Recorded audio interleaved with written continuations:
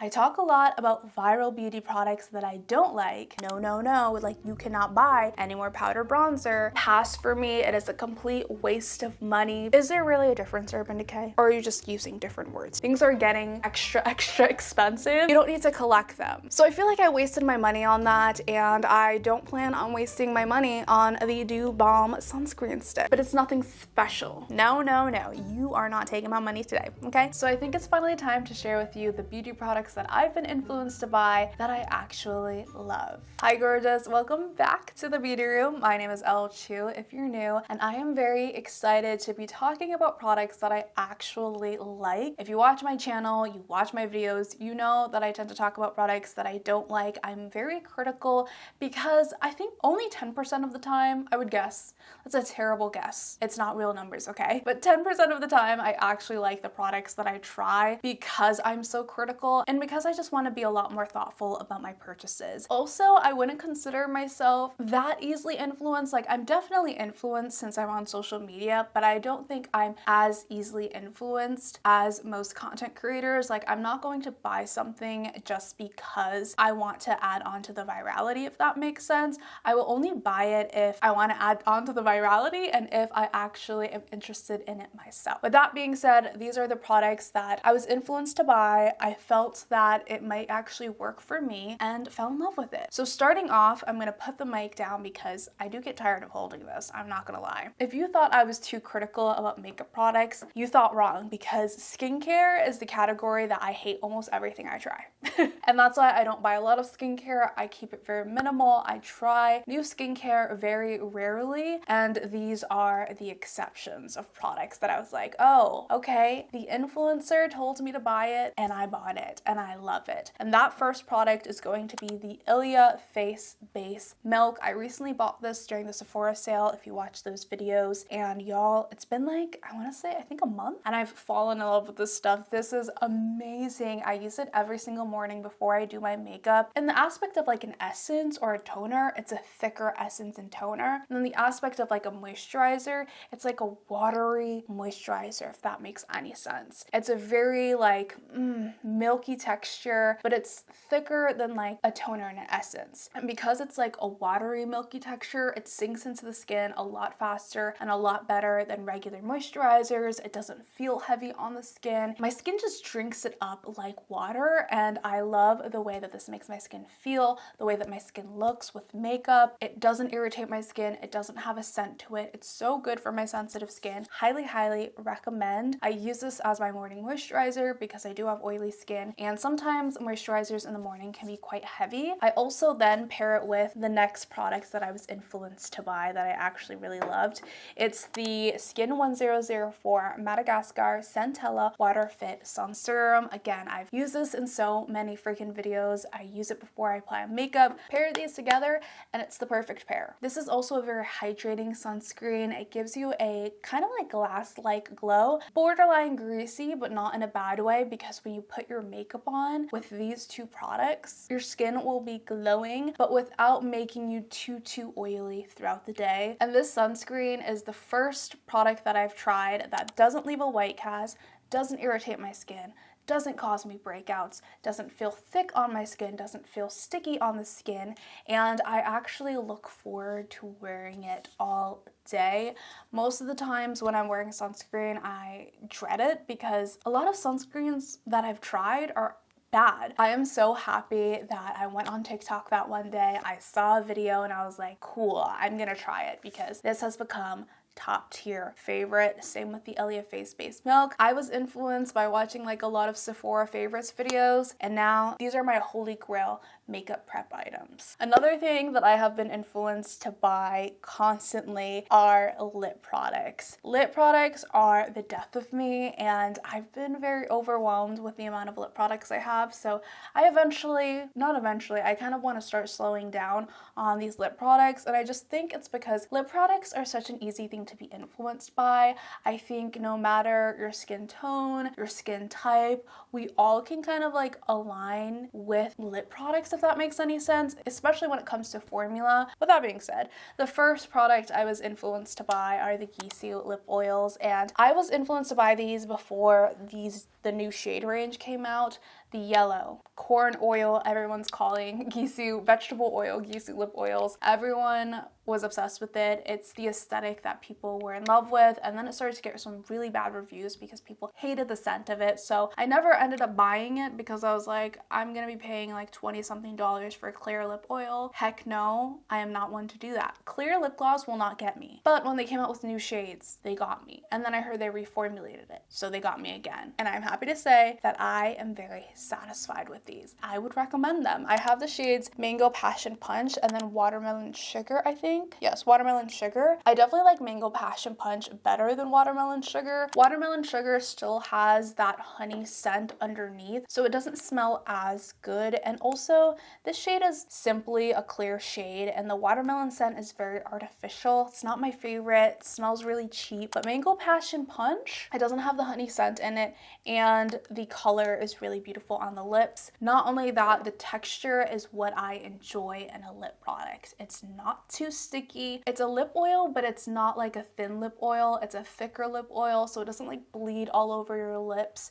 and it does give your lips that kind of like glass-like sheen. You do have to reapply it the way that you would often with a lip oil versus a lip gloss, but these are one of the better lip oils in my opinion, and it reminds me a lot of the Dior lip oil texture, and I personally would recommend these, and I hope they come out with more shades because I really do like them. Staying on the lip product category, I was also influenced to buy the Tower 28 lip jellies. I actually got the shade XOXO in PR, and I really like the formula, so I ended up buying a different shade, and this one is in the shade Almond, which is more of like a brownie nude color. Again, like the Gisou lip oils, I've seen this all over TikTok, I've seen this all over social media, and it is worth the hype in my opinion. This texture is also very similar to the Gisou lip oils. It honestly could pass as a lip oil itself. Like if Tower 28 wanted to market this as a lip oil, I feel like we would fall for it. It is a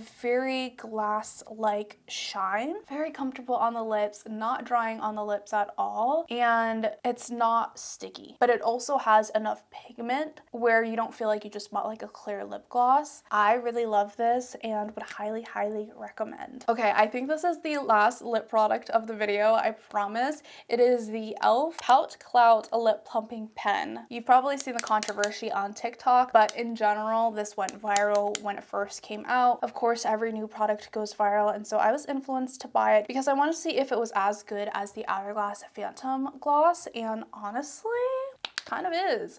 I would say it's really close to that formula. It's not as thick and melty as the Hourglass Phantom Gloss. It's a little bit of a harder formula, but the sheen is there, the comfort is there. It has a really nice, soft, kind of sweet scent to it, and it feels beautiful on the lips. It's not drying on the lips. I love the e.l.f. Pout Clout pens and would highly recommend them. I also get really influenced to buy blush and bronzers off of social media, and I really need to slow it down, but these are the ones that I would highly recommend and would consider them worth the purchase. Number one is going to be the House Lab blushes. These are the resized. I don't know if they're reformulated. I don't think so. They're just resized. And I have the shade French Rosette and Pomelo Peach. I loved Pomelo Peach so much, I got another shade in French Rosette. And this formula is just top tier, okay? Like holy grail status. I feel like I should never buy another blush again kind of product. The formula is just a really thin, powdery formula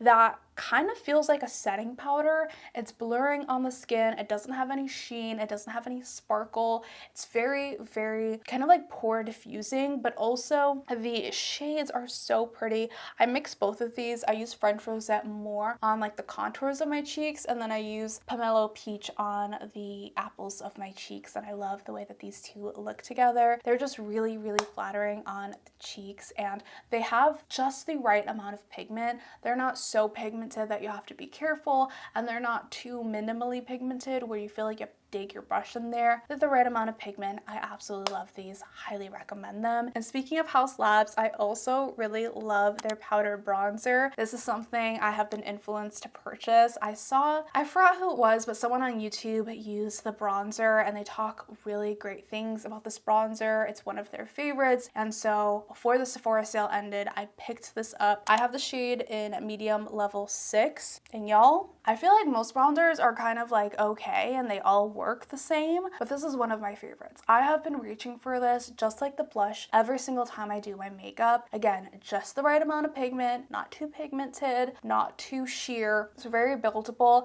This one has a different texture than the blushes. It's more of a thicker kind of powdery formula and it has a sheen to it versus being fully matte, but at the same time, it doesn't emphasize texture. It looks really soft on the skin, and because of that sheen, it gives you a very subtle glow, which I absolutely love. And I also really like the bronzer color. It's just the right amount of warmth. I highly recommend this if you're looking for a good summer powder bronzer.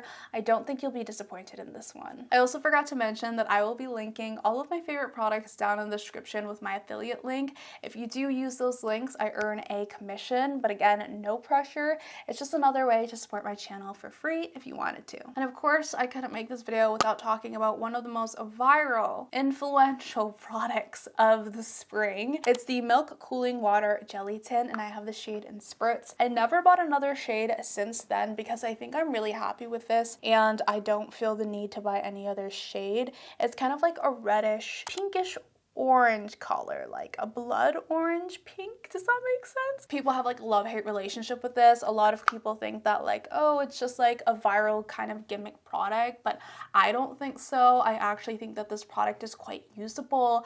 I love how it feels on the skin. It's just a beautiful user experience because it has that cooling texture to it, and then because it's squishy, it feels so cool on the cheeks. But not only that, it gives you a long lasting blush stained color, and y'all know any type of cream products and blushes in general are the first thing to go, so to have something last this long and stain your cheeks is beautiful. It also, for me, does not give me a patchy blend, and I don't have trouble blending it at all. Like, I apply it directly like this and I don't have trouble blending it at all, and it doesn't look or appear patchy in my eyes, and I think it could be the color that I got. So if you're curious, then I would highly recommend the shade Spritz, because personally I think it's the safest color to use. Speaking of stick products, another stick product that I was influenced to buy is the Too Faced, what is this called? Melting Bronzer and Sculpting Stick in the shade Chocolate Souffle. And this smells like freaking chocolate oranges, y'all. It smells so darn good. I just want to take a bite out of it. I know people are taking bites out of this, but I want to take a bite out of this. It smells so good. Not only that, the product is everything that I expected it to be. It's just a very creamy, easy to blend, melting bronzer, and I don't feel this way a lot about cream products. It reminds me a lot of the Rare Beauty cream bronzer, but it's more pigmented. It also reminds me a lot of the LYS stick bronzer, but it's less pigmented, if that makes sense. It's just the right amount of pigment. And the shade Chocolate Souffle actually works as a contour for me, and it's the first contour color that actually shows up really on my skin tone. I have trouble with that a lot of the times. Most contour colors are a little bit too gray for me, too pale for me, and this one works really well. It's so easy to blend. I love the smell of this. It's a very enjoyable user experience when I am blending this out, and there's really nothing bad that I can say about this besides I wish they had a better shade range so that more people could use it, because it is a high quality product. If you're on the market for one, definitely try this out. The last bronzer I've been influenced to buy that I actually really enjoy is the NYX Buttermelt Bronzer. This is in the shade Butter Biscuit, and it's described as a medium golden bronze color. It's a really good price, $10 for a powder bronzer, and it's also, I'm running out of arm space. It's so freaking pigmented, y'all. It reminds me a lot of the Haus Labs bronzer formula, but it's double the pigment. So you have to work very light-handed with this. Be very careful with it. It's not as easy to use as the Haus Labs, but if you're light-handed with it, if you blend it out properly, especially. You're gonna love the way that this looks on the skin. It gives you a sheen just like the House Labs one. It's slightly shinier, but again, it doesn't like enhance your texture, enhance your pores. It's very flattering on the skin. They also have a lot of like unique bronzer shades you don't see often, like more rosy tone bronzing shades, deeper bronzing shades. They have a large variety in their bronzer line, which I hope will give you more luck in finding a shade that matches you. So for $10, I highly recommend. I would even say that this could be considered better than high end. I did want to mention the Patrick Ta Major Dimensions 3 All Matte Eyeshadow Palette because I was influenced to buy that online, but I've talked about it quite a few times in my videos already. Just know I still love that, but I wanted to mention something different that I was influenced to buy, and that was the Makeup by Mario Ethereal Eyes Palette. Now that I think about it, I feel like I haven't heard a lot of people talk about this in quite a while, but when they re-released this, and even prior to it being re-released, I used to hear every other beauty reviewer rave about this palette. So when it re-released, I got my hands on it, and I am so happy that I did. This color story is a little bit more like neutral warm than it is cool tone, but there is like two kind of cool tone gray colors. I love the way that this looks on my eyes. The formula is also really good. These shimmer shades remind me a lot of the Urban Decay Moondust eyeshadows. They work as beautiful toppers on the eyes. I can wear this during the day. I can wear this at night. I can do birthday makeup with this. I can wear this to a concert, and I feel like this is just a very versatile palette, and the formula is better in my opinion than his Master Matte's palette. These eyeshadows aren't as muddy, they're not as dry, they're a lot easier to blend and better to build up, so highly recommend this. It's something that I wasn't sure I was supposed to buy, but I think I prefer this over the Natasha Denona. I forgot what it's called, but you know what I'm talking about. The next product I was influenced to buy is from Huda Beauty, and you've seen this probably all over TikTok. I feel like every beauty TikToker uses this powder, and I can't escape it. I just felt left out though because I could never use it because of the fragrance. Although I really love the smell of the powder, I noticed that every time I used it, I think due to the fragrance, my skin would get really bumpy at the end of the day, which showed that my skin was irritated by it. But recently, Huda Beauty released a fragrance-free version of her powder during the Sephora sale, and I had to pick it up, and now I can say that yes, this is hands down my favorite baking powder. I even like this over the One Size powder, and y'all know how much I used to love that. I still think the One Size powder is the best for oily skin, but this is now number one, and it's just because it's not as heavy as the One Size powder. It's a little bit of a thinner formula, but it does the same thing as the One Size powder. It's also a lot easier to use for me, and I love the shade of it. Highly recommend. I don't know if she's gonna come back out with a fragrance free. I think it was limited edition or something. Hopefully it's still available. If it is, get your hands on it, and if not, Huda Beauty, please just make it permanent, fragrance free. That's what we want. I even want to get the peach pie version just to see if I like it. But yeah, this does not cause any bumps on my skin at the end of the day. It does not irritate me at all. So really good product, and I'm so happy that I can join the Huda Beauty fan club because it's actually a good product. The last product that, again, you've probably seen a million times on TikTok, it's the One Size Until Dawn Mattifying Setting Spray.